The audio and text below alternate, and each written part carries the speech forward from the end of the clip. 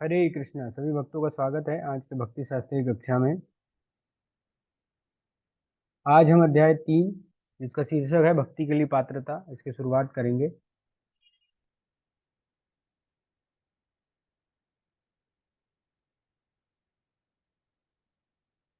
इसके पहले के अध्याय में हमने भक्ति के 3 स्तर देखे। साधन भक्ति, भाव भक्ति और प्रेम भक्ति।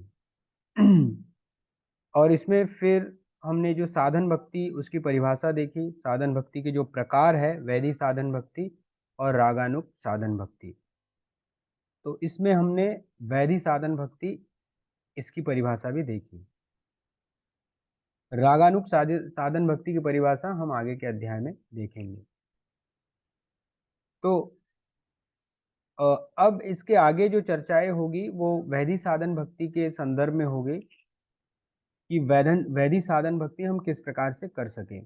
परंतु उसके पहले 2 अध्यायों में श्रील रूप गोस्वामी इस बात की चर्चा करते हैं कि इस वैदिक साधन भक्ति या भगवान की भक्ति करने के लिए कोई अधिकारी कैसे बनता है, कैसे योग्य बनता है, या किन बद्ध जीवों को या कैसे लोगों को ये जो साधन भक्ति है वो प्राप्त होती है, इसके लिए क्या पात्रता है, या एक बद्ध जीव को क्या करना पड़ता है जिससे उसे भक्ति प्राप्त हो, भगवान की भक्ति प्राप्त करो। तो जब भगवान की भक्ति अर्थात वैदिक साधन भक्ति से प्रारंभ होती है, फिर जब वो वैदिक साधन भक्ति का पालन करते हुए करता है अपने जीवन में, तो फिर भाव भक्ति और फिर प्रेम भक्ति से प्राप्त हो सकता है कि उसे ये भाव भक्ति और प्रेम भक्ति प्राप्त करने के लिए कई जन्म भी लग सकते हैं। जैसे हम देखते हैं कि महान भगवान के भक्त जो भरत महाराज हुए, उन्हें 3 जन्म लगा भगवान की शुद्ध प्रेम भक्ति प्राप्त होने के लिए। तो जो भक्ति की प्रारंभिक अवस्था है उसे प्राप्त करने के लिए किसी बद्ध जीव की क्या योग्यता होनी चाहिए, उसने क्या ऐसा करना चाहिए जिसे उसे भक्ति प्राप्त हो। या मान लीजिए किसी व्यक्ति को भक्ति प्राप्त हुई है, वह साधन भक्ति में लगा हुआ है, तो ऐसा उसने पूर्व जन्म में क्या किया है जिसके कारण उसे ये साधन भक्ति करने का अवसर प्राप्त हुआ।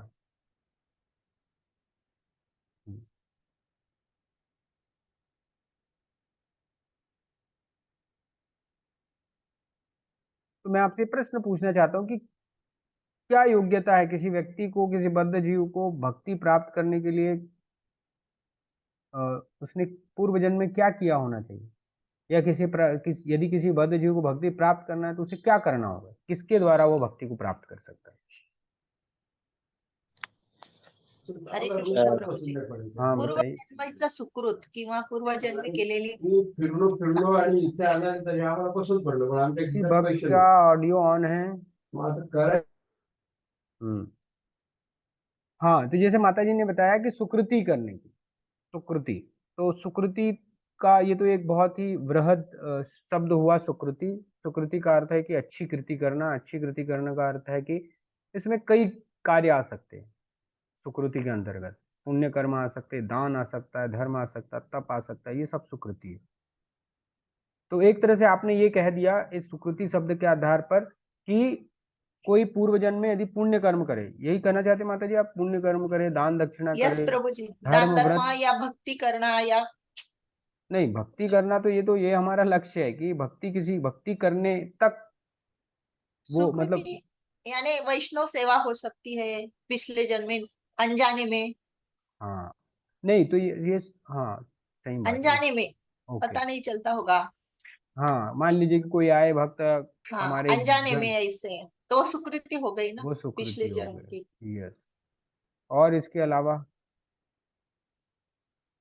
कोई और अन्य विचार। सत्संग करना चाहिए। सत्संग, तो सत्संग का तात्पर्य क्या, ऐसा मतलब कोई जो भगवान के भक्त हैं उनका संग, या फिर कोई कथा, हाँ, भगवान की कथा चल रही है उसमें हमने शुद्ध वो श्रवण भक्तों का करना संग, चाहिए। शुद्ध भक्तों का संग।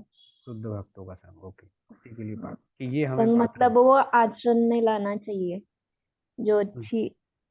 सत्संग मतलब अच्छा ही ना। और हाँ, शास्त्रों में जो बताया गया है उसका पालन करे तो फिर वो हो सकता है। तो वो हमें भक्ति के लिए पात्र बनाता है। हम यहाँ पर इस विषय की चर्चा कर रहे हैं कि हमें भक्ति के लिए कौन पात्र, मतलब कौन हमें योग्य बनाता है, कौन हमें पात्र बनाता है, what is the eligibility for getting devotional service, ये हमारा विषय है। तो सत्संग करना चाहिए, और उस सत्संग में जो भी हमें मतलब हमें जो जानकारी मिली, जो ज्ञान मिला है, उसका हमारे जीवन में अनुशीलन करना है। और इसके अलावा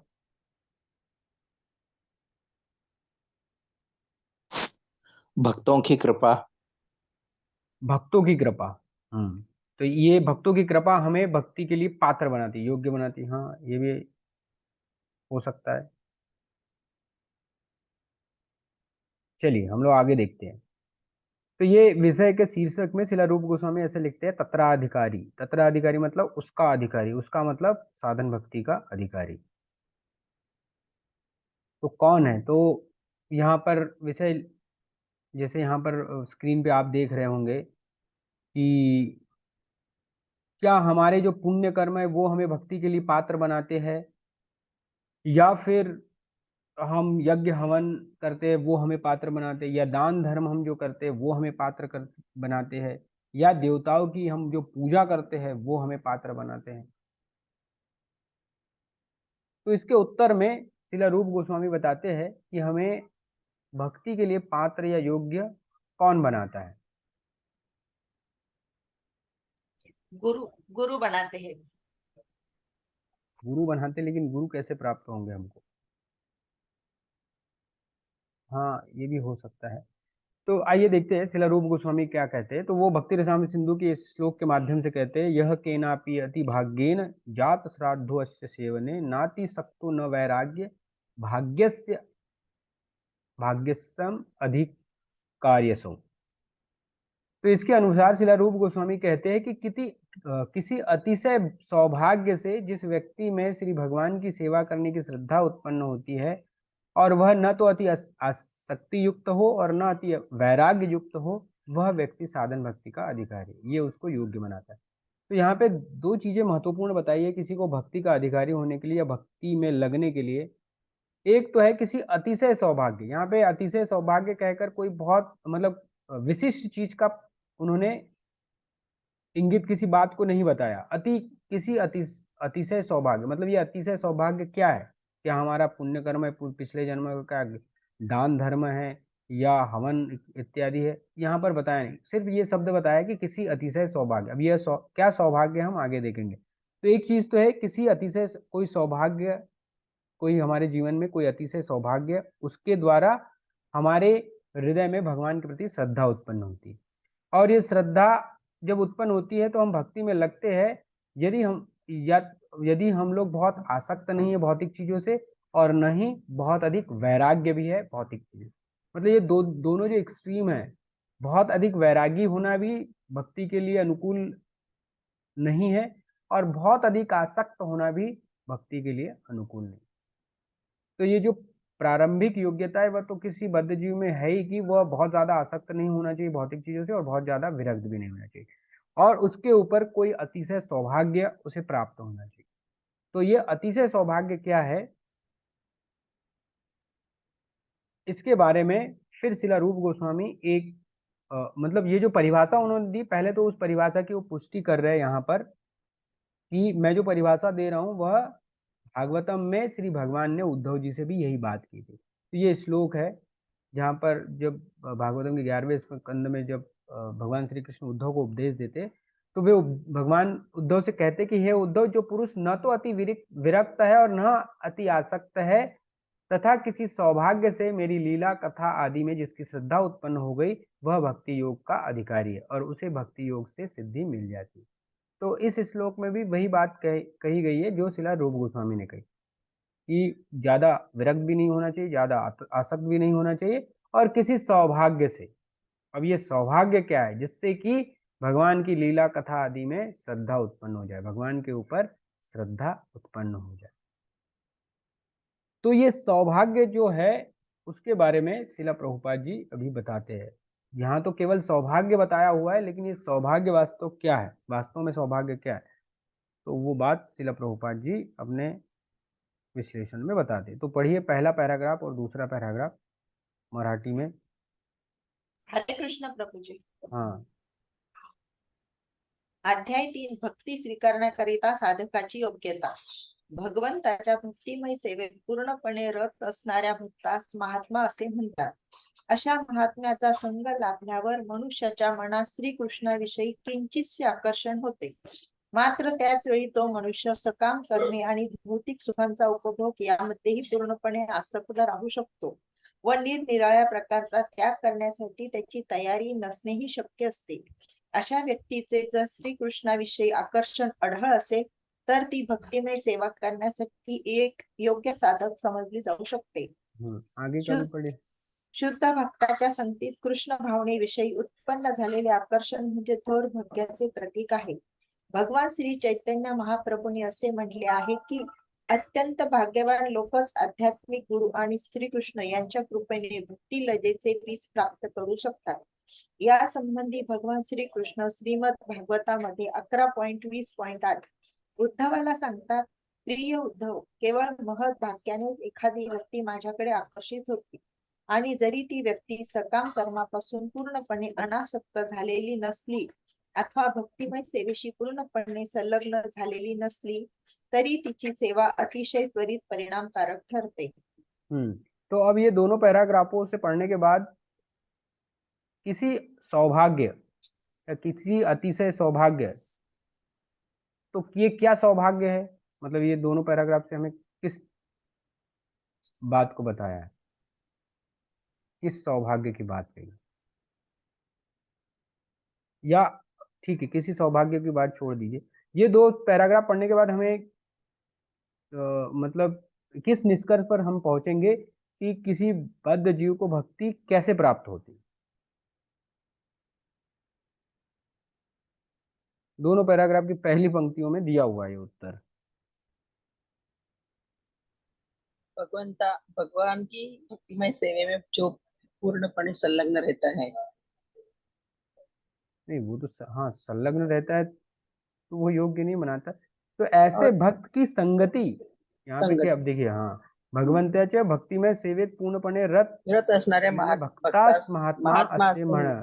अशा महात्म्याचा संग हाँ उनका ये जो संग अति सौभाग्य, जहाँ मतलब जो ये परिभाषा में शब्द आया है, तो ये अति सौभाग्य का अर्थ है कि जब किसी बद्ध जीव को किसी भक्त की संगति प्राप्त होती, संग प्राप्त होता है, तब उसको भक्ति वैधि साधन भक्ति करने का अवसर प्राप्त होता है, या तब वह भक्ति करने में रत होता है या भक्ति में लगता है, तब वह भक्ति में रत लगता है.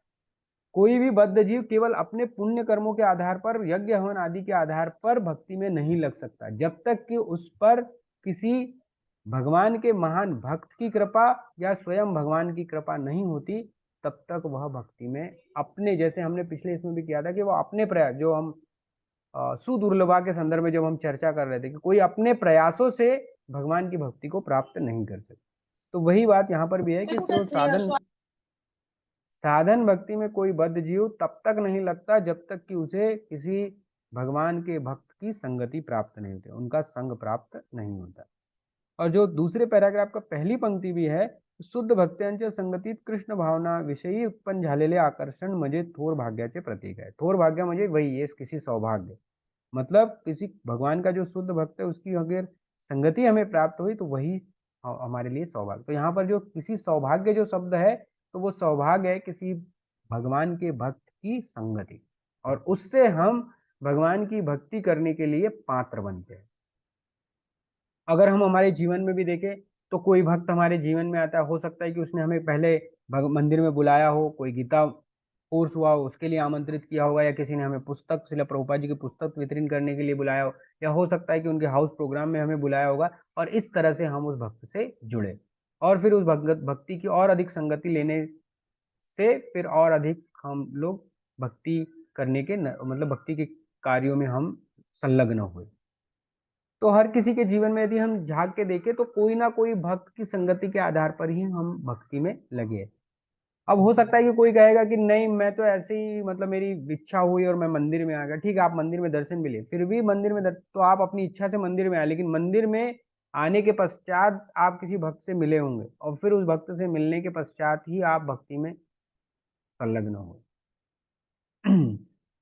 तो ये यहाँ पर कहने का तात्पर्य है कि भक्ति के लिए पात्रता हमें बनाता है कौन? भक्तों का संग। तो ये प्रश्न का उत्तर यदि कोई पूछे कि हाँ किसी बद्धजीव को भक्ति के लिए योग्य कौन बनाता है, तो वह है भक्तों का संग या भक्तों की कृपा। अब ये भक्तों का जो संग है या भक्तों की जो कृपा है वो कैसे हमें प्राप्त हो, तो उसके लिए हो सकता है कि हमारी सुकृति हमें हमने कोई सुकृति की हो, उसका फल ये मिले कि हमें भक्तों का संग प्राप्त हो।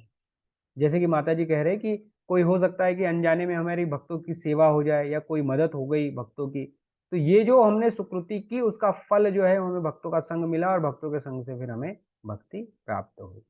तो सुकृति तो वैसे कई प्रकार की होती है। हाँ ये देखिए तो स्लाइड में आप देख रहे हैं कि सुकृति का सामान्यतः अर्थ होता है कि अच्छा कर्म। सु मतलब अच्छा, कृति मतलब कर्म, कार्य, तो अच्छा कार्य। और इसके विपरीत होता है दुष्कृति। दुष्कृति का अर्थ है पाप कर्म। सुकृति का सामान्यतः पुण्य कर्म कहा जाता है, मतलब अच्छा कर्म जिससे कि भौतिक सुख प्राप्त हो। परंतु ये सुकृति को भी हमारे आचार्यों ने अलग अलग विभाजन किया हुआ है कि सुकृति 3 प्रकार की होती है। मतलब जो पुण्य कर्म होते हैं वो 3 प्रकार के होते हैं। एक तो जब हम कोई पुण्य कर्म करते किसी फल की इच्छा से कि हमें ये फल प्राप्त हो, कोई यज्ञ किया, कोई हमने पूजा की कि हाँ अगर मैं ये पूजा करूंगा तो मुझे ये फल की प्राप्ति, तो ऐसा फल को ध्यान में रखते हम पुण्य कर्म करते हैं। कुछ सुकृति ऐसी होती है जो ज्ञानोमुखी होती, मतलब ज्ञान की प्राप्ति के लिए हम अच्छा कर्म करते हैं। और तीसरा है भक्तोन्मुखी, मतलब ऐसी सुकृति, ऐसा अच्छा कर्म जो हमें भक्ति दिलाए। तो इसमें ये जो भक्तोन्मुखी जो सुकृति है, जैसे कि माता जी कह रही थी कि हो अनजाने में हमसे किसी भक्त की सेवा हो गई, कहीं भगवान की सेवा हो गई, कहीं हमने ऐसा दान दिया जिसमें भगवान की सेवा हो गई, मंदिर के लिए दान दे दिया है, मंदिर के या भगवान के विग्रह की सेवा के लिए, भोग के लिए या फिर वस्त्रों के लिए ऐसी कोई हमसे सेवा हो जाए, तो ये होती है भक्तोन्मुखी, जिसके कारण हमें ये भक्तोन्मुखी सुकृति के कारण हमें भक्तों का संग प्राप्त होता है और फिर भक्तों के संग के कारण हमें भक्ति प्राप्त होती है या हम भक्ति के योग्य बनते हैं। तो ये जो अध्याय का शीर्षक था भक्ति के लिए पात्रता, तो उसका उत्तर ये है कि हमें भक्तों का संग के कारण हम भक्ति के पात्र बनते हैं।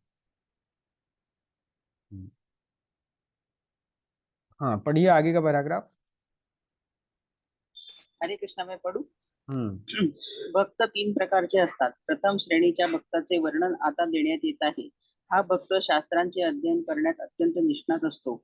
तसेच या शास्त्रांमधून वेगवेगळे युक्तिवाद मांडण्यामध्येही तो निपुण असतो. लोकांसमोर तो शास्त्रांचे निष्कर्ष अगदी योग्य तारतम्य आणि बुद्धिमत्तापूर्वक मांडू शकतो. तो अत्यंत चांगल्या प्रकारे भक्तीविषयीचे निर्णय घेऊ शकतो व त्याच्या संबंधी विचारही करू शकतो. तो हे पूर्णपणे जाणतो की जीवनाचे अंतिम ध्येय म्हणजे भगवान श्रीकृष्णांविषयीच्या दिव्य प्रेममयी सेवा प्राप्त करणे होय. आपल्या पूजनाचे व प्रेमाचे एकमेव उपास्य दैवत म्हणजे भगवान श्रीकृष्ण आहे, हेही तो उत्तम रीतीने जाणतो. अशा प्रथम श्रेणीच्या भक्ताने अधिकृत आध्यात्मिक गुरुच्या मार्गदर्शनाखाली भक्तिविषयक जीवनाचे काटेकोरपणे प्रशिक्षण घेतलेले असते आणि शास्त्रोक्त विधीनुसार त्याच्या आज्ञांचे नीटपणे पालन केलेले असते. त्याला प्रचार करण्याचे अतिशय उत्तम प्रकारे प्रशिक्षण मिळाल्याने तो स्वतः देखील आध्यात्मिक गुरु होतो, म्हणून त्याला प्रथम श्रेणीचा भक्त समजले जाते. हा प्रथम श्रेणीचा भक्त आपल्या श्रेष्ठ अधिकारी व्यक्तींच्या आज्ञेपासून कधीही डळत नाही आणि सर्व प्रकारचे युक्तिवाद आणि तर्कवाद करून तो शास्त्रांविषयी अढळ श्रद्धा प्राप्त करीत असतो. ज्यावेळी आपण तर्कवादाविषयी बोलतो त्यावेळी त्याचा मतितार्थ असा असतो की आपण वैदिक शास्त्रांवर आधारित तर्कवादाविषयी चर्चा करीत असतो. प्रथम श्रेणीचा भक्त शुष्क मानसिक तर्कांविषयी मुळीच आस्था ठेवीत नाही आणि तसा तर्कवाद करण्यात आपल्या वेळेचा अपव्यय करीत नाही.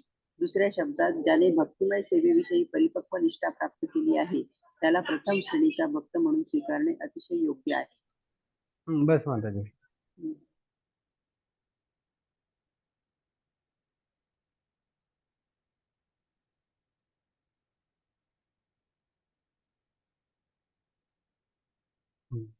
तो ये वैदिक भक्ति के अधिकारी की श्रेणियां, मतलब 3 स्तर या 3 श्रेणियां बताई है या 3 प्रकार के साधक बताए हैं वैदिक साधन भक्ति करने वाले, और जिनका जो विभाग है वह श्रद्धा के आधार पर किया हुआ। तो जैसे यहाँ पर 3 स्क्रीन पर आप देख रहे हैं कि उत्तम अधिकारी, मध्यम अधिकारी और कनिष्ठ अधिकारी। इसकी आपने विस्तृत चर्चा शायद नेक्टर ऑफ इंस्ट्रक्शन उपदेशामृत में की होगी, जहाँ पर इनका विस्तृत उल्लेख है। वहाँ पर भी ये तीनों अधिकारियों का वर्णन आता है और वही वर्णन यहाँ पर भी दिया हुआ है। और ये वर्णन आता है श्रीमद् भागवतम के 11वें स्कंद के आधार पर, जहाँ पर कि निमि महाराज और नव योगेंद्र की मुलाकात मतलब भेंट होती है। और वहां पर निमि महाराज जो है नव योगेंद्र से प्रश्न पूछते हैं कि भगवान की भक्ति के संदर्भ में, और उसी संदर्भ में 3 स्तर के भक्तों का वर्णन ये नव योगेंद्र निमि महाराज से करते हैं। तो उस संवाद के आधार पर ये तीनों अधिकारियों का वर्णन है और इनकी परिभाषा भी वहीं से ली गई है, मतलब श्रीमद् भागवतम के 11वें स्कंद में, जहाँ निमि महाराज और नव योगेंद्र का की चर्चा है। तो अभी जो हमने पैराग्राफ पढ़ा वो उत्तम अधिकारी के बारे में बताता है। तो जो उत्तम अधिकारी है उसके संदर्भ में बताया, उसकी परिभाषा बताई है, उसकी विशेषता बताई है कि उसमें प्रौढ़ श्रद्धा होती है, मतलब उसकी श्रद्धा जो है वह बहुत अधिक रहती है, और शास्त्र और युक्ति में वो निपुण होता है, दूसरों को विश्वास दिला, मतलब जो उत्तम अधिकारी होता है, जो वैदिक साधन भक्ति में लगा हुआ है, तो उत्तम अधिकारी उस भक्त को कहेंगे जो कि भक्ति में दृढ़ है। वो कभी भी अपनी भक्ति के पद से मतलब भ्रमित नहीं हो सकता। उसे शास्त्रों का ज्ञान है, तर्कों के आधार पर वह सिद्ध कर सकता है कि भक्ति श्रेष्ठ है, और साथ ही में वह दूसरों को विश्वास, मतलब शास्त्रों में और युक्ति में इतना निपुण है कि वह दूसरों को भी कन्विंस कर सकता है। तो ऐसे श्रद्धावान जो वैदिक साधक भक्त है उन्हें उत्तम अधिकारी कहा जाता है।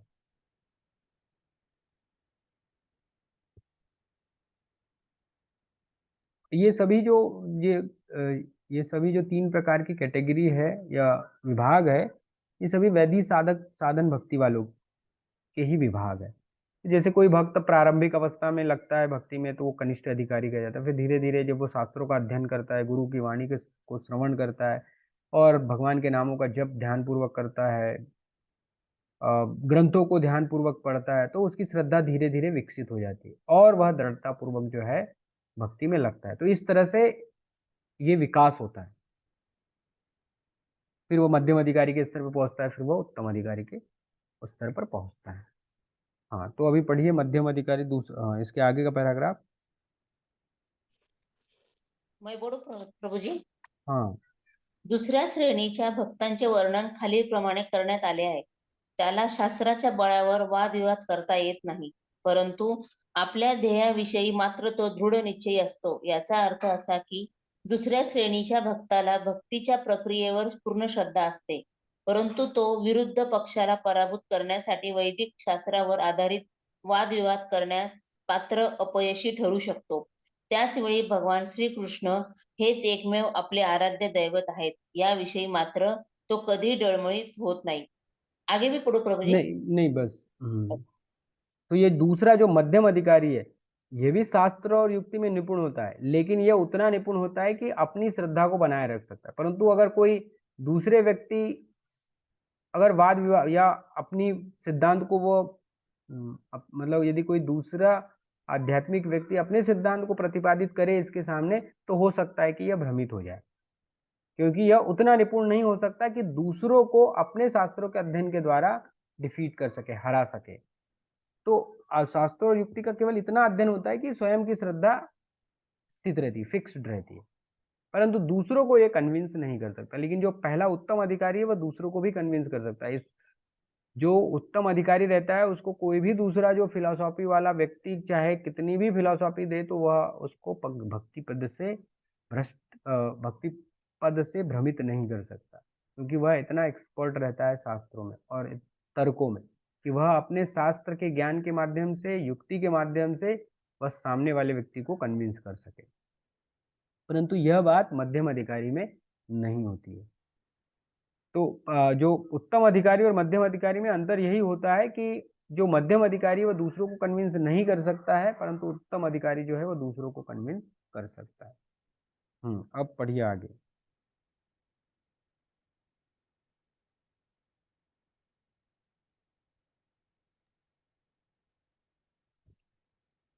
पढ़िए कोई भी भक्त। यापुढे नवोदित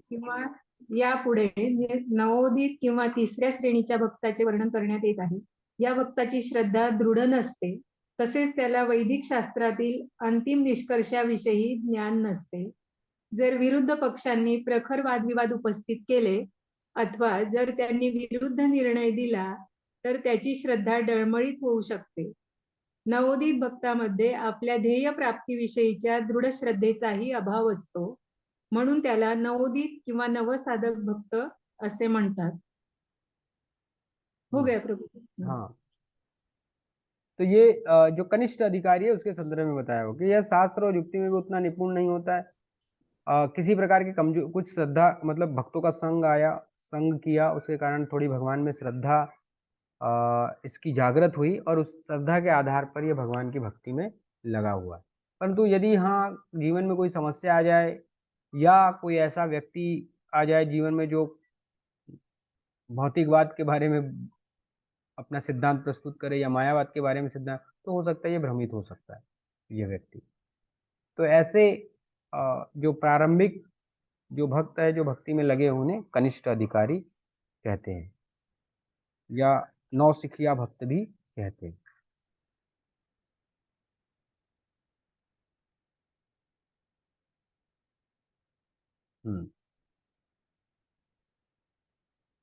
अब ये तो भक्तों की श्रेणियों के संदर्भ में बताया श्रील रूप गोस्वामी में कि 3 भक्तों की श्रेणियां होती है, उत्तम, मध्यम और कनिष्ठ. अब इसमें भी जो तीसरी जो प्रथम कैटेगरी है मतलब नहीं, शुरुआत तो इधर से की थी, उत्तम अधिकारी से, मध्यम अधिकारी और कनिष्ठ अधिकारी. जो तीसरा जो कनिष्ठ अधिकारी है इसकी भी आगे श्रील रूप गोस्वामी जो है भगवत गीता के आधार पर श्रेणी बताते हैं कि ये जो कनिष्ठ अधिकारी है जो कमजोर श्रद्धा वाले हैं इनके भी 4 प्रकार है. तो ये जो श्लोक है भगवत गीता का, चतुर्विधा भजन्ते माम जना सकृतनो अर्जुना आर्तो जिज्ञासु अर्थार्थी ज्ञानी च भरत ऋषि.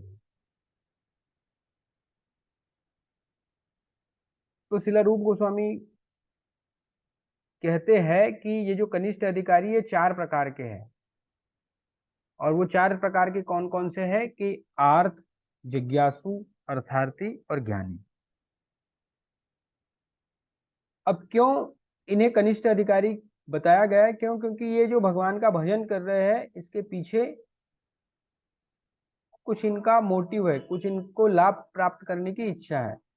तो जैसे कि आर्त मतलब अपने दुख को दूर करने के लिए ये भगवान के पास जाते हैं. जिज्ञासु जिज्ञासावश भगवान के पास जाते हैं. अर्थ अर्थात धन की प्राप्ति के लिए भगवान के पास जाते हैं. और ज्ञानी अर्थात ज्ञान के आधार पर भगवान को अप्रोच करते हैं, भगवान के पास जाते हैं. तो ये कनिष्ठ अधिकारी की श्रेणियां हैं. कनिष्ठ अधिकारी की श्रेणियां जैसे कि इसमें हमने कहा, जैसे हमने परिभाषा में देखा था कि इनकी श्रद्धा कमजोर होती है, शास्त्रों और युक्तियों में भी वो उतने निपुण नहीं होते और भ्रमित किए जा सकते. तो जैसे कि आर्त यदि कोई भगवान के पास जाए अपने दुख और कष्ट को दूर करने के लिए, तो जैसे ही भगवान उनके दुख और कष्टों को दूर कर देते तो हो सकता है ये भक्ति करे और ना भी करे, छोड़ भी दे, क्योंकि अभी दुख अपनी जो उनकी जो इच्छा थी वो पूर्ति होगी. तो इसीलिए कनिष्ठ अधिकारी की श्रेणी में आते. उसी तरह अर्थार्थी, उसी तरह जिज्ञासु और ज्ञानी भी.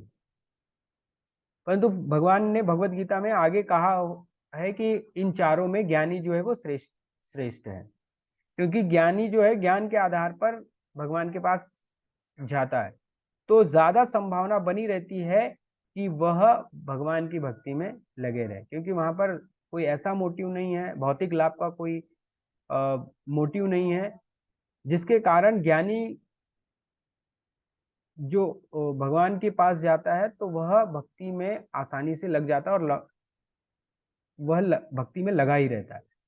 तो इन चारों में ज्ञानी जो है वो श्रेष्ठ है. ये यहाँ पर बात महत्वपूर्ण है.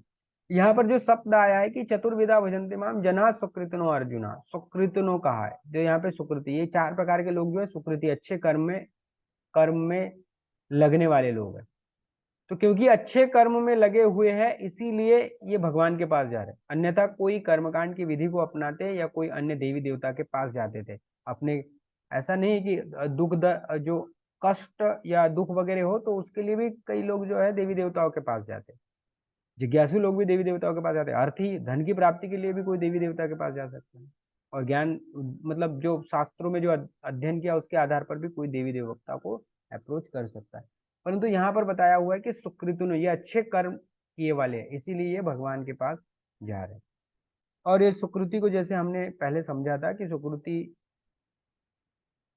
का विपरीत दुष्कृति होता है, जो पाप कर्म और दुख। तो हमने जैसे भगवत गीता में देखा था कि जो दुष्कृति करने वाले वो तो कभी भी भगवान के पास नहीं जाते, केवल सुकृति करने वाले। और उसमें भी सुकृति करने वाले कौन से व्यक्ति है जो भगवान के पास जाते हैं? वो है भक्तोन्मुखी। तो ऐसे सुकृति करने वाले भगवान के पास जाते हैं।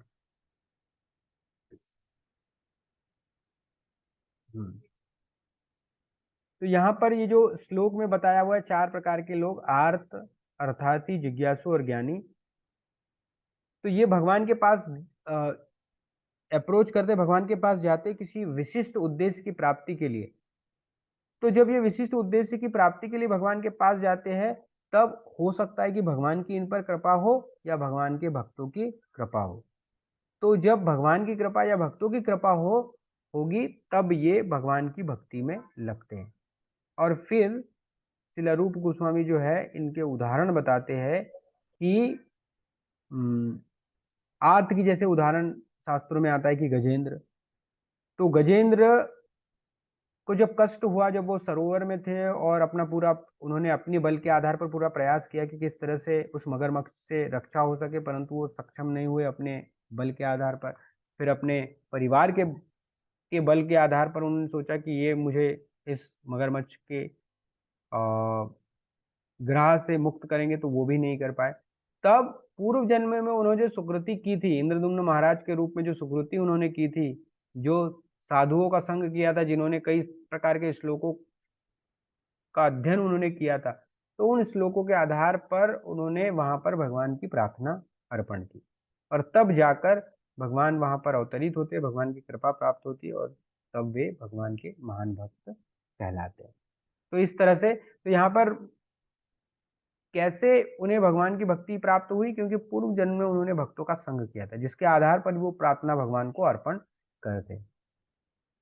उसी तरह से अर्थार्थी ध्रुव महाराज जो कि भगवान के पास पहुंचे, तो वो भी भगवान के पास कैसे पहुंचे? क्योंकि नारद मुनि भगवान के महान भक्त, उनसे उनकी भेंट होती है, और तब जाकर नारद मुनि उन्हें कहते कि आप भगवान की भक्ति करो। और जब वो भगवान की भक्ति करते, भगवान प्रसन्न होते, भगवान का अवतरण होता है, तो भगवान फिर उन्हें वहां पर कृपा प्रदान करते हैं। तो जो ध्रुव महाराज है उनके जीवन में भी भक्त की भी कृपा प्राप्त हुई, भगवान की कृपा, और फिर जाकर ध्रुव महाराज जो है भगवान के महान भक्त बनते। जिज्ञासु के रूप में शौनक आदि ऋषियों का उदाहरण आता है। तो शौनक आदि ऋषि भी कलयुग के प्रारंभ में बहुत बड़ा यज्ञ कर रहे थे उच्च लोगों की प्राप्ति के लिए, और तब इन ऋषियों को सुत गोस्वामी जैसे महान भक्त का संग प्राप्त होता है। और फिर वहां पर वो प्रश्न करते हैं कि हमें मतलब क्या करना चाहिए, यज्ञ या इससे भी कलयुग में इससे भी बड़ा श्रेष्ठ कोई कर्म है क्या? तो फिर वहां पर सुत गोस्वामी पूर्ण रूप से शौनक आदि ऋषियों को श्रीमद् भागवतम की कथा बताते हैं, और इस तरह से वे सुत गोस्वामी जैसे भक्त की संगति के कारण भगवान के भक्त बनते। और ज्ञानियों में उदाहरण आता है चतुष्कुमार का, और उन्हें भी जब वो वैकुंठ में जाते हैं तो जय विजय से के प्रति तो अपराध करते, परंतु उनके अपराध के कारण एक तरह से जय विजय का भी संग उन्हें प्राप्त, तो भक्ति है, भले अपराध उनके प्रति किया उन्होंने, परंतु उसके बाद जब भगवान आते हैं और भगवान उन पर कृपा करते हैं, तो इस आधार पर ये जो चतुष्कुमार है वे भी भगवान के भक्त बनते। तो या तो भगवान की कृपा या तो भगवान के भक्तों की कृपा, और इस आधार पर किसी व्यक्ति को भक्ति प्राप्त होती है। जो हमने जो शीर्षक था अध्याय का कि तत्राधिकारी मतलब भक्ति का अधिकारी कौन है, तो वह व्यक्ति जिसे भगवान के भक्त की या भगवान की कृपा प्राप्त हो, तो वह भगवान की भक्ति का अधिकारी बनता है।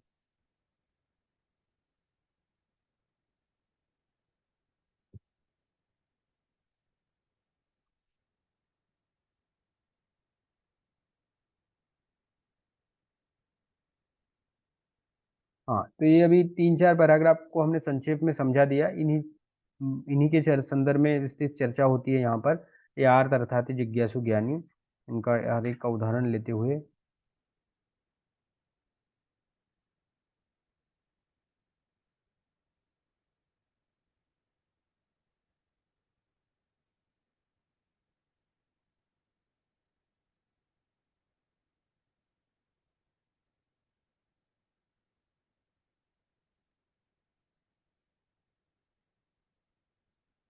इसके आगे का विषय है कि वैधि साधन भक्ति में बाधक क्या है। वैधि साधन कैसे, वैधि साधन भक्ति कैसे हमें प्राप्त होती है, वो तो हमने देखा कि अगर हम सुकृति भक्तोन्मुखी सुकृति करते तो हमें भगवान के भक्तों की संगति करते तो उसे हमें वैधि साधन भक्ति प्राप्त होती। वैधि साधन भक्ति प्राप्त होने के पश्चात भी उसमें बाधक कौन कौन सी चीजें, तो उसका वर्णन आगे आता है। ये आएगा 3:25-20।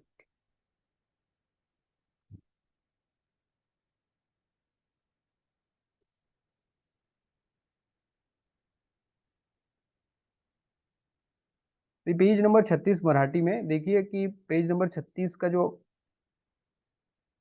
आखिरी का जो पैराग्राफ है वहां से आप पढ़िए, शुद्ध भक्त मुक्ति किंचित ही महत्व देत नहीं।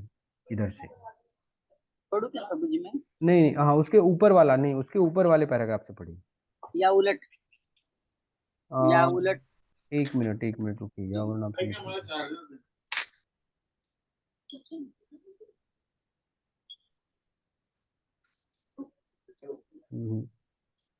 नहीं, 35 जो पेज नंबर है, तो हाँ। 35 पेज नंबर से का जो सेकंड लास्ट पैराग्राफ है, यावरून हाँ वहां से वाचते।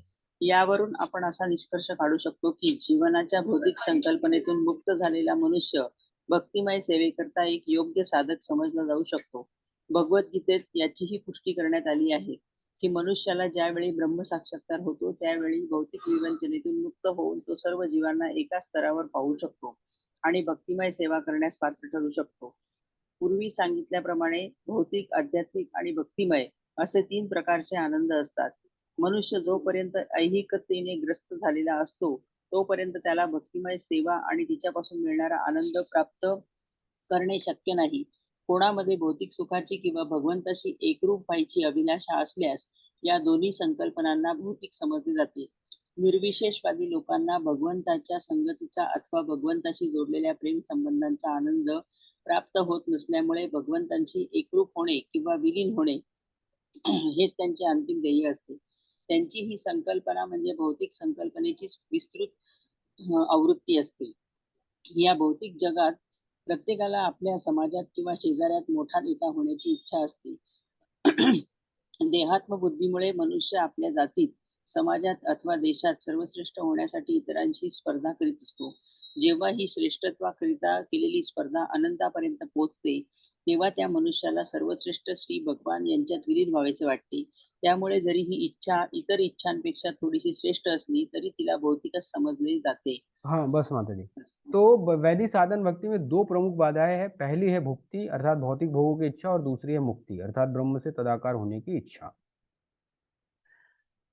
तो यदि कोई ऐसा व्यक्ति जिसे वैधि साधन भक्ति मिल भी गई है परंतु वो भौतिक भोगों में बहुत अधिक आसक्त है, या बहुत अच्छा परिवार चाहता है, बहुत अच्छा घर चाहिए, बहुत अच्छी गाड़ी चाहिए, बहुत अच्छा जीवन रहन सहन का स्तर चाहिए, ऐसे सुखों में यदि वो बहुत अधिक लिप्त है, बहुत अधिक आसक्त है और इसी के लिए योजना वो बना रहा है, तो ऐसा व्यक्ति वैधि साधन भक्ति मतलब उसकी वैधि साधन भक्ति में ये चीजें बाधक है, वह बहुत तीव्रता से वैधि साधन भक्ति नहीं कर सकता। तो ये यहाँ पर बहुत महत्वपूर्ण है कि जो भौतिक भोगों की इच्छा, इससे हमें विरक्त होना होगा। यदि ये इसके प्रति कोई व्यक्ति बहुत अधिक आसक्त है तो वह उसके लिए बहुत बड़ी बाधक है, वो साधन भक्ति में बहुत बड़ी बाधक है। और दूसरा है ये मुक्ति। ये मुक्ति तो हम वैसे भी बहुत पिछले अध्याय में भी हमने समझा है कि ये जो मुक्ति अर्थात ब्रह्म से तादाकार होना या ब्रह्म में लीन होना, ये भी वैधि साधन भक्ति के लिए बहुत अधिक बाधक है। क्यों? क्योंकि ये जो मुक्ति की जो कल्पना है वो वास्तव में सेवा की कल्पना को मार देती है, क्योंकि मुक्ति में हम वास्तव में ब्रह्म ज्योति में विलीन हो जाते हैं, भगवान के शरीर में विलीन हो जाता है, तो वहां पर सेवा का कोई कंसेप्ट ही नहीं है, सेवा का कोई स्थान ही नहीं है, और जबकि भक्ति में सेवा का ही विकल्प है। तो इसीलिए ये मुक्ति भी जो है, भगवान से तदाकार होने की जो इच्छा है, यह भी सबसे बड़ी बाधक है। तो इन दोनों से ही हमें बचना चाहिए। तो इसीलिए हमें ये सुझाव दिया जाता है कि हम भक्तों की संगति में रहे, अभक्तों के संग ना करें, क्योंकि अभक्तों के संग में रहेंगे तो भौतिक इच्छा और अधिक जागृत होगी, और मुक्ति से की इच्छा हमारे हृदय में ना आए, इसके लिए हमें ये सुझाव दिया जाता है कि हम भक्ति से जो संबंधित ग्रंथ है उसका ही अध्ययन करें, भक्ति से संबंधित जो प्रवचन हो उसे ही हम श्रवण करें। ऐसे प्रवचनों को ना सुने जहाँ पर मुक्ति की ज्यादा चर्चा हो, मुक्ति के संदर्भ में विचार हो, या ऐसे व्यक्ति जिनकी संकल्पना है कि मनुष्य जीवन का उद्देश्य मुक्ति प्राप्त करना, ब्रह्म ज्योति में लीन होना, तो जब हम ऐसे व्यक्ति से श्रवण करते हैं तो कहीं ना कहीं हमारी जो चेतना है वो दूषित होती है, और ऐसी दूषित चेतना साधन भक्ति में बहुत बाधक होती है। तो इसीलिए ये हमें सुझाव दिया जाता है कि हम प्रामाणिक स्रोत्रों से ही श्रवण करें, प्रामाणिक स्रोत्रों से ही हम पठन करें।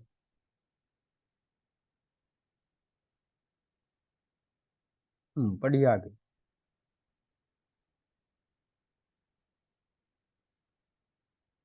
या उलट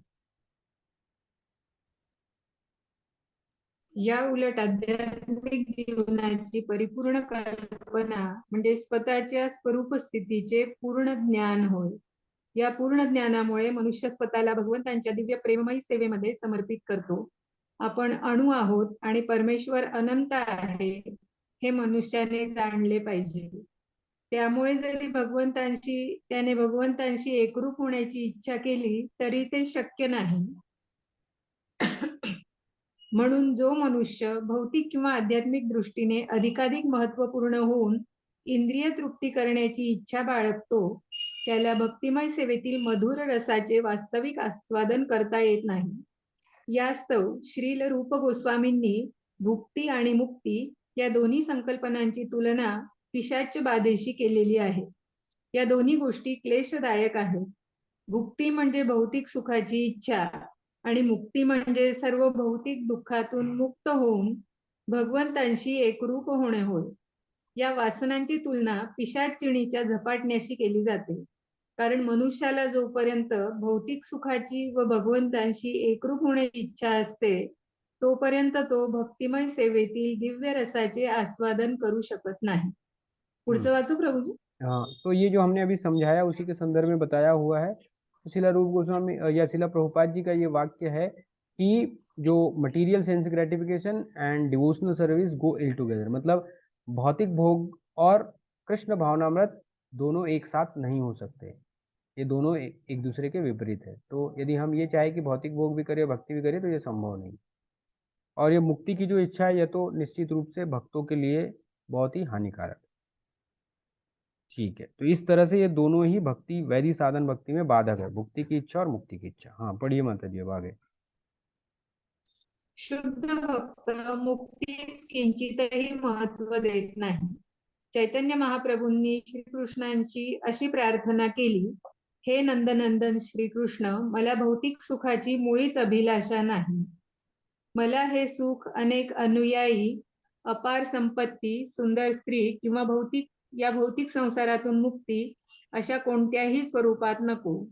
मी जरी एकामागोमाग एक असे अनेक जन्म घेतले तरी माझी आपल्या चरणांशी एकच प्रार्थना आहे, ती म्हणजे माझ्या मनातील तुमच्या विषयीची भक्ती भावना सदैव वृद्धिंगत होत राहू दे. हाँ माता जी एका बस भक्ताचे ध्यान भगवंतांचे हाँ, ये कौन से श्लोक है जो चैतन्य महाप्रभु ने बताए हैं, कोई भक्त बता सकता है? हाँ, न जनम न सुंदरी। हाँ, ये श्लोक है, न धनम न जनम न सुंदरी कविताम वा जगदीश कामय मम जन्मनि जन्मनीश्वरे भवताद भक्ति अहेतु। तो ये जो दो श्लोक है इसी का यहाँ पर अनुवाद लिखा हुआ है। पढ़िए आगे। एका भक्ताचे ध्यान भगवंतांचे नाम, गुण, लीला, धाम यांच्या कीर्तीच्या गानात इतके आकर्षित झालेले असते की तो मुक्तीची मुळीच पर्वा करीत नाही. श्री बिल्व मंगल ठाकूर यांनी म्हटले आहे की हे प्रभू, मी जर तुमच्या सेवेत रत असेन तर मी सहजच तुमचे अस्तित्व सर्वत्र जाणू शकेन. आणि मुक्तीविषयी सांगावयाचे तर मला असे वाटते की मुक्ती देवी सतत दोन्ही हात जोडून माझ्या सेवेकरता आतुर असते. म्हणून शुद्ध भक्तांकरता मुक्ती किंवा मोक्ष प्राप्ती या महत्वाच्या गोष्टी नसतात. तो आगे सही बढ़ो बात प्रभुजी. नहीं, सही बात है कि जो भक्त भगवान की भक्ति में लगा हुआ, जब ये समझता है कि वह भगवान का साकार रूप है, भगवान के इस तरह से पार्षद है, भगवान अपने पार्षदों को के साथ इस तरह से लीला करते हैं। जैसे हम लोग यदि भगवान की लीला पांडवों के साथ समझे, या पांडवों के साथ जो की उन्होंने वह श्रवण करे, या प्रहलाद महाराज के साथ जो लीलाएं की भगवान ने वो, या फिर भगवान जो अपने ग्वाल बालाओं के ग्वाल गोपों के साथ जो लीला करते, उसका जब हम श्रवण करते, तो कौन ऐसा भक्त चाहेगा जो भगवान की जो ब्रह्म क्या कहते हैं ब्रह्म ज्योति उसमें विलीन। निश्चित रूप से हम भी ऐसा चाहेंगे कि भगवान का हम पार्षद बने और भगवान के साथ उनकी सेवा में संलग्न हो। तो ये बात यहाँ पर बताई है। तो जब कोई भगवान की भक्ति में लगता है, भगवान की इस तरह से नाम गुण लीला धाम इनके बारे में कीर्तन को श्रवण करता है, गाता है, वो कभी भी मुक्ति की कल्पना कभी भी मुक्ति नहीं चाहेगा। हाँ, अभी पढ़िए। अब ये उदाहरण दिया जा रहा है कि कैसे जो कपिल देव भी श्रीमद् भागवतम में कपिल मुनि भी इस बात को कहते हैं। हाँ, पढ़िए आगे का पैराग्राफ।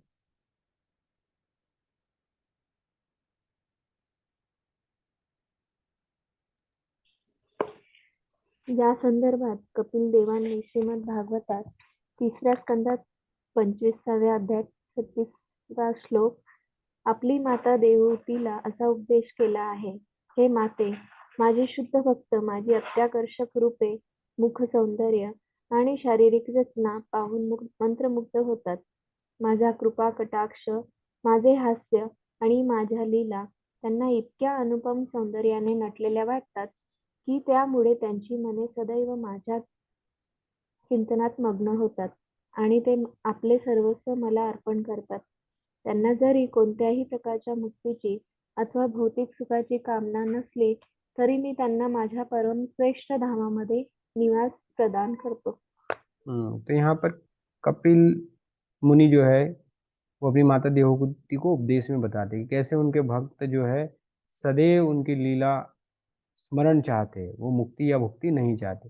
और जैसे हम उदाहरण में देखते हैं कि जो हमने पिछले क्लास में शायद इसका वर्णन किया था कि कैसे कोलवे श्रीधर जो थे इतने अपना जीवन निर्धनता में जी रहे थे, परंतु फिर भी जब भगवान ने उनसे कहा कि आप आशीर्वाद मांगो, तो वो क्या मांगे कि आप जो मुझसे मोल भाव करते केले का पत्ते, वही जो रूप है मैं सदैव आपका दर्शन करना चाहता हूँ, और वही लीला आप मतलब वही आदान प्रदान जो है मैं आपसे चाहता हूँ। क्यों? क्योंकि भगवान के भक्त जो है भगवान के साथ आदान प्रदान में ही सुख का अनुभव करते, और वह सुख जो है मुक्ति और भौतिक भोग के सुख से कहीं गुना अधिक है। तो ये एक प्रमाण दिया यहाँ पर श्रील रूप गोस्वामी ने। अगला प्रमाण पुनः वो श्रीमद् भागवतम से देते हैं। पढ़िए आगे का पैराग्राफ।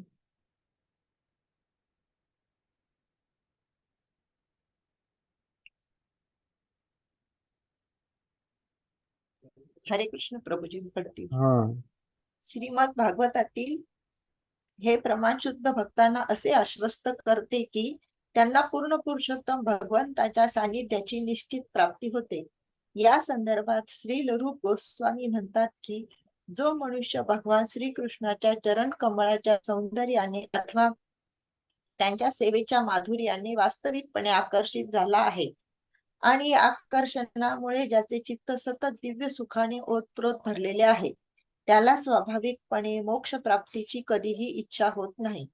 असा मोक्ष निर्विशेषवाद्यांसाठी तर सर्वाधिक महत्वपूर्ण असतो. आगे की पढ़िए।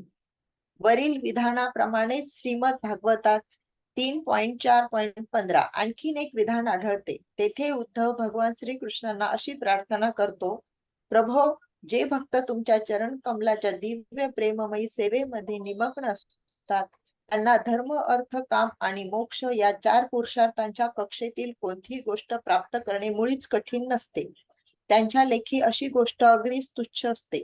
तथापि हे परमश्रेष्ठा, माझ्याविषयी सांगावयाचे तर मी मात्र केवळ तुमच्या चरण कमळाची अढळ प्रेममयी सेवा करण्यासच प्राधान्य दिले आहे आणि मला अन्य कोणत्याही प्रकारच्या सुखाची मुळीच अभिलाषा नाही. तो ये आगे के भी 2 पैराग्राफ इसी उद्धरण से है, श्रीमद् भागवतम के अलग अलग उद्धरण दिए हुए हैं, जिसमें इसी बात को बताया हुआ है कि ये जो मुक्ति है और या भुक्ति है ये बाधक है। और ये इस बात को भी बताते हैं कि भगवान की भक्ति जो है वो मुक्ति और ये भुक्ति से श्रेष्ठ है, जो कि आगे का 4था अध्याय जो है उसमें भी ये बात कही हुई है। हाँ, तो पढ़ लीजिए आगे के दोनों पैराग्राफ जो हम यहाँ पे स्क्रीन में श्लोक दिखा रहे हैं, इन्हीं का अनुवाद है ये दोनों। याचप्रमाणे श्रीमद भागवतात 3.25.34 कपिल देव आपल्या मातेला उपदेश करताना म्हणतात, हे माते, ज्या भक्तांची अंतःकरणे माझ्या चरण कमलाच्या सेवेने ओतप्रोत भरलेली आहे आणि जे माझ्या संतुष्टीसाठी काहीही करण्यास सदैव तत्पर असतात, तसेच जे माझ्या नाम, रूप, गुण आणि लीलांचे स्वरूप जाणून घेण्यासाठी एकत्रित येऊन माझे गुणगान करण्यात दिव्य आनंद प्राप्त करतात, ते कधीही माझ्याशी एकरूप होऊ इच्छित नाहीत. माझ्याशी एकरूप होण्याची इच्छा तर सोडाच, पण अशा भाग्यवंतांना जरी मी माझ्यासारखे ऐश्वर्य, माझ्यासारखे माझ्या धामातील पद, माझे व्यक्तिगत सानिध्य, माझ्यासारखे रूप देऊ केले तरी ते यापैकी काहीही स्वीकारित नाहीत. याचे कारण म्हणजे त्यांना माझी भक्तिमय सेवा करण्यात अत्यंतिक समाधान लाभलेले असते. श्रीमद भागवतात 4.9.10 ध्रुव महाराज म्हणतात, हे प्रभो, तुमच्या चरण कमलाचे ध्यान करून शुद्ध भक्तांना ज्या दिव्य सुखाची प्राप्ती होत असते, त्या सुखाचा निर्विशेषवादी लोकांना ब्रह्म साक्षात्कारात आभासही प्राप्त होत नाही. असे असताना सकाम कर्माद्वारे स्वर्ग लोकाची कामना करणारे तुम्हाला कसे काय समजू शकतात आणि त्यांना भक्तासारखे सुखी तरी कोणत्या आधारावर समजता येईल? तो इन दोनों कथनों के द्वारा यही बताया हुआ है कि जो भक्तिमय सेवा है वो मुक्ति से श्रेष्ठ है। और ये जो इसके पहले वाले जो कपिल देव ने अपनी माता देवहूति को जो उपदेश में बताया हुआ है कि यदि भक्त को भगवान ऐश्वर्य मुक्ति दे या फिर सालोक्य, शास्त्रीय सानिध्य या सारूप्य मुक्ति भी दे, तो भी भगवान का भक्त जो है वो उसे स्वीकार नहीं करता है। तो यहाँ पे एक प्रश्न हो सकता है कि भाई भगवान के भक्त को मुक्ति कौन सी मिलती है, या भगवान के भक्त जो है मुक्ति कौन सी मुक्ति की इच्छा करता है। तो यहाँ पे बताने का तात्पर्य ये है कि हाँ, निश्चित रूप से जब कोई भगवान का भक्त भक्ति करता है तो उसे इन चारों प्रकार की मुक्तियों से एक मुक्ति मिलती है, या तो उसे शास्त्रीय मिलेगी, सारूप्य मिलेगी, सालोक्य होगा या सामीप्य होगा। परंतु यहाँ पे प्रश्न ये है कि यदि किसी भक्त के सामने भगवान ये विकल्प रखे कि आपको मैं ये 4 प्रकार की मुक्ति देता हूँ, लेकिन मेरे धाम में आपके लिए कोई सेवा नहीं, परंतु हाँ, ये 4 प्रकार की मुक्ति है, लेकिन इस भगवत धाम, इस भौतिक जगत में आपके लिए सेवा है। भौतिक जगत में सेवा है कि आपको प्रचार प्रसार करना है बद्ध जीवों को और भक्ति सिखाना है बद्ध जीवों को। तो ऐसी स्थिति में भगवान का जो भक्त है वो भगवान की सेवा को स्वीकार करता है, जो उसे भले ही भौतिक जगत में रहने के लिए बाध्य करे, परंतु फिर भी क्योंकि यहाँ सेवा का अवसर है तो फिर वह सेवा को स्वीकार करता है। तो इस तरह से ये तुलनात्मक यहाँ पे बताया हुआ है कि एक भक्त को यदि सेवा का अवसर भौतिक जगत में मिले तो फिर वह भगवान के धाम भी नहीं जाना चाहता अगर उसे सेवा यहाँ पर मिले, और यदि सेवा भगवान के धाम में भी यदि सेवा नहीं है तो फिर वह भगवान के धाम नहीं जाए। भगवान के धाम इसलिए इच्छा करता है भगवान का भक्त क्योंकि वहां पर वह बिना किसी रुकावट के भगवान की सेवा कर सके, क्योंकि जब यहाँ इस भौतिक जगत में वह रहता है तो कई प्रकार की बाधा है, शारीरिक बाधा है, फिर शरीर जो है वृद्धावस्था को प्राप्त होता है, कई प्रकार के क्लेश है जिसके कारण भगवान की ठीक प्रकार से सेवा नहीं कर पाता। तो इसीलिए भगवान के धाम में जाने की इच्छा रखता है, जहाँ पर कि उसे एक ऐसा दिव्य शरीर प्राप्त होता है जिसके द्वारा वह बिना किसी रुकावट के भगवान की सेवा में लग सके।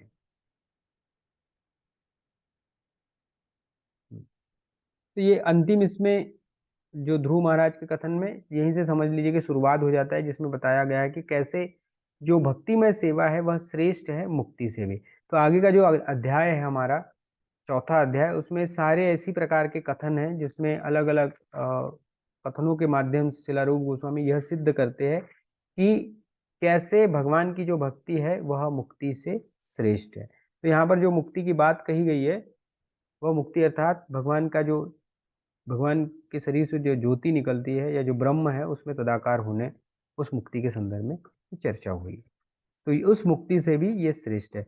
तो ये जो अगला अध्याय वो पूरा श्लोकों के आधार मतलब उद्धरण के आधार पर है, जिसमें अलग अलग कथनों के आधार पर श्रील रूप गोस्वामी यह सिद्ध करेंगे कि भगवान की भक्तिमय सेवा मुक्ति से श्रेष्ठ है। तो इसको हम लोग कल ज़्यादा डिटेल में नहीं पढ़ेंगे क्योंकि ये श्लोकों के अनुवाद पर ही आधारित है। तो श्लोक अलग अलग श्लोक का अनुवाद दिया हुआ है इसमें, क्योंकि श्रील रूप गोस्वामी ने तो पूरे संस्कृत के श्लोक दिए हुए हैं उद्धरण देते हुए। रूपा जी ने उनका अनुवाद यहाँ पर लिखा हुआ है और जहाँ पर समझाने के तो वो थोड़ा हम समझाएंगे। उसके पश्चात फिर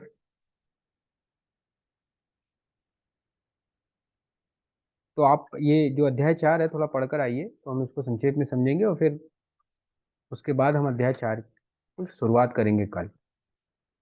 हरे कृष्णा। यदि किसी भक्त का कोई प्रश्न है तो वो पूछ सकता है।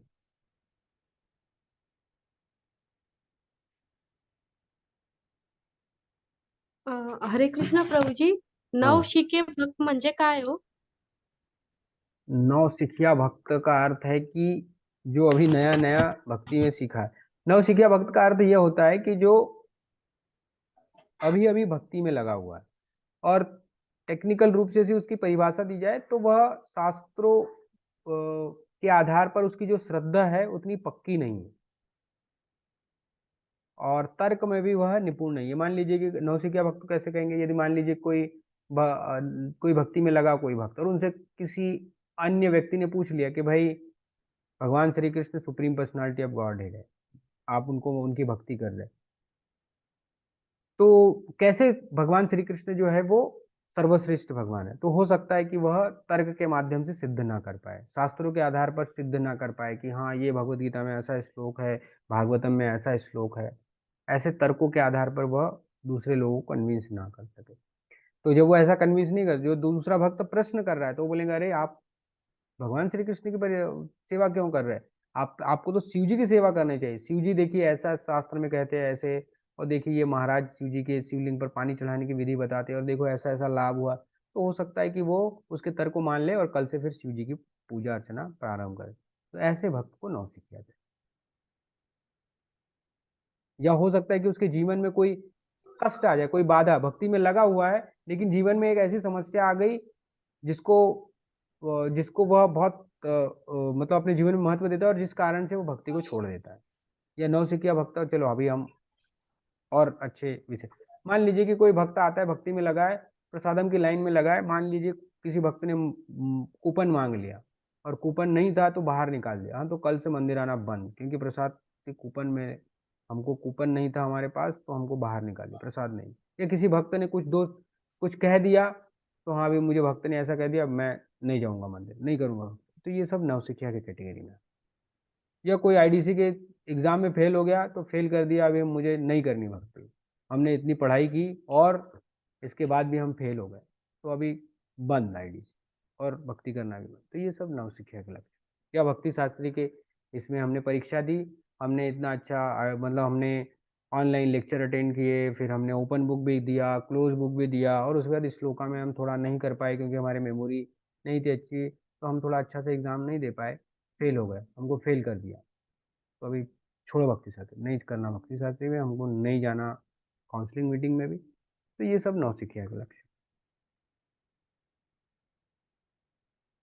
ठीक है माता जी। ओके, ठीक है, धन्यवाद प्रभू।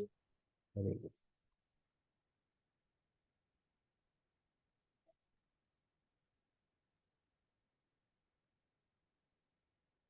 हरे कृष्णा प्रभु जी। हाँ माता जी। प्रभु जी, आप जब लास्ट में बोल रहे थे तो वो पॉइंट मैंने मिस कर दिया था कि अगर चारों भी मुक्ति के लिए भक्त नहीं ये करता है, लेकिन उसकी गति होती क्या है फिर हाँ। भक्त की? एक भक्त का जो मतलब एक भक्त का जो गंतव्य है वो वास्तव में ये चारों ही स्थान है सालोक्य, उसे या तो वो भगवान का लोक प्राप्त होगा, या भगवान जैसा स्वरूप प्राप्त होगा, या भगवान जैसा ऐश्वर्य प्राप्त होगा, या भगवान का सानिध्य प्राप्त होगा। ये है वास्तव में। लेकिन ये यहाँ पर जब ये बताया जाता है कि चारों मुक्तियों की वो इच्छा नहीं करता, तो यहाँ कहने का तात्पर्य ये है कि यदि भगवान के पास ऐसा, भगवान यदि भक्त को ऐसा विकल्प दे कि मैं आपको मेरे धाम में लेकर जाता हूँ, लेकिन मेरे धाम में आपके लिए कोई सेवा नहीं, लेकिन आपके लिए मेरे मेरे तरफ से इस भौतिक जगत में सेवा है, कोई भी सेवा कह सकते हैं भगवान, आप ग्रंथों को लिखिए या प्रचार कीजिए। तो ऐसी स्थिति में भगवान का जो भक्त है वह सेवा स्वीकार करेगा, भौतिक जगत में रहेगा, जहाँ की उस भक्त को मालूम है कि भौतिक जगत दुखालय असाधु में बहुत कई प्रकार के कष्ट है, शरीर व्याधि देगी और नाना प्रकार के कष्ट, परंतु फिर भी उस कष्ट को स्वीकार करने के लिए वो तैयार होगा। क्यों? क्योंकि यहाँ पर भगवान की सेवा उसके लिए है। तो ये कहने का था, भक्त का गंतव्य तो होता ही है वो चार, भगवान का लोक और ये।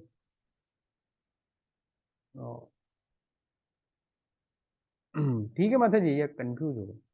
मतलब एक भगवान का जो भक्त है उसको ये चार प्रकार की ही मुक्ति मिलती है। आपका जो ये प्रश्न है ना, तो ये चार प्रकार की ही मुक्ति मिलती है। लेकिन अगर भगवान उस भक्त के सामने ये विकल्प रखे कि आपको मेरा लोक चाहिए या मेरी सेवा चाहिए, मेरी सेवा आपको भौतिक जगत में मिलेगी, लेकिन अगर आपको मेरा लोक चाहिए, लेकिन वहां पर उतनी सेवा नहीं, क्योंकि मेरे बहुत सारे भक्त हैं जो सेवा में लगे हुए हैं, तो आपको उतनी अच्छी सेवा नहीं मिलेगी, लेकिन आपके लिए सेवा है मेरे लिए भौतिक जगत में। तो ऐसी स्थिति में एक भक्त जो है वो भौतिक जगत में रहना चाहिए, ऐसा वहां पर बता, ये कहने का था। ठीक है प्रभु।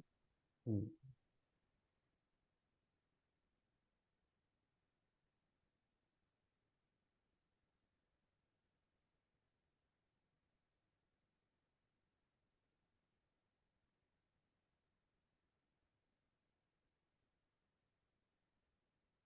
हरे कृष्णा। तो हम लोग विराम देंगे।